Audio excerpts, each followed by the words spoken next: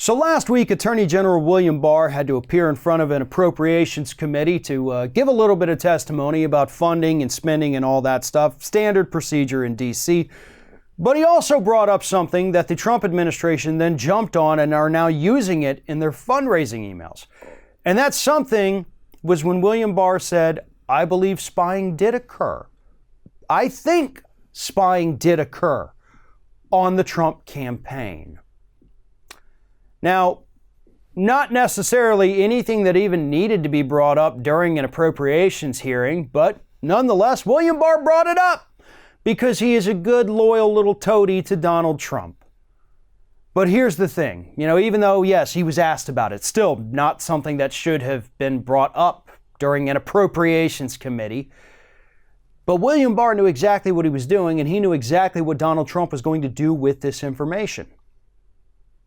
And Donald Trump and his campaign on Friday, a couple days after Barr's testimony, send out an email, campaign fundraising email, saying Attorney General William Barr confirms what Trump's been saying all along, and that is that illegal spying took place on the Trump campaign. Well, first and foremost, that is not what William Barr said. William Barr said, "I think spying occurred," and then specifically went out of his way to say that I don't know that it was illegal. I think it was probably predicated on something, fully okay, but I'm investigating it, so that's a thing I'm doing because I think spying happened. We know that spying happened. We understand that because there were members of his campaign who had very shady pasts and at the time very shady presence. And the FBI thought, you know what, we probably need to keep an eye on these people. And hey, turns out we were right because most of them ended up being indicted. So I would call that fully justified spying.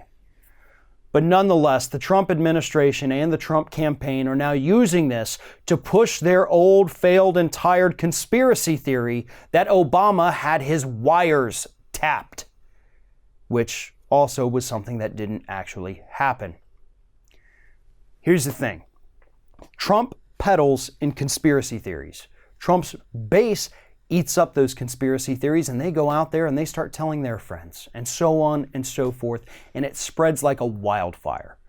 They took what William Barr said, not only did they take it out of context, but they then lied about what he actually said in order to try to justify their conspiracy theory.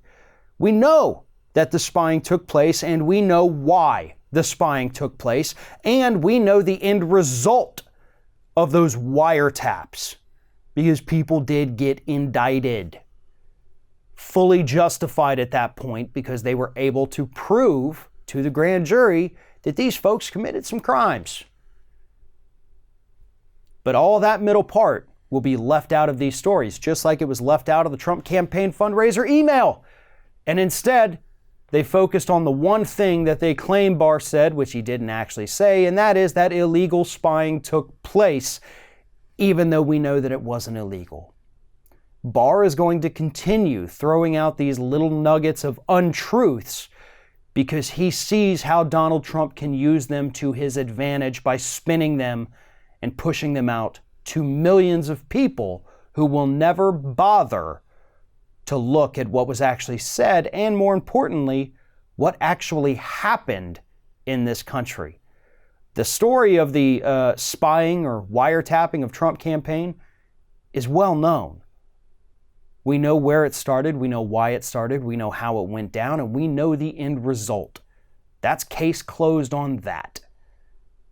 But to the folks who wear those bright red MAGA hats, all of that middle part, the justification, the end of it, the people that got indicted, that doesn't even exist. All they know is what Donald Trump tells them, and that is that Obama had his wires tapped, so you can bet that this is going to be a thing now that we're going to have to deal with probably for the rest of Donald Trump's life.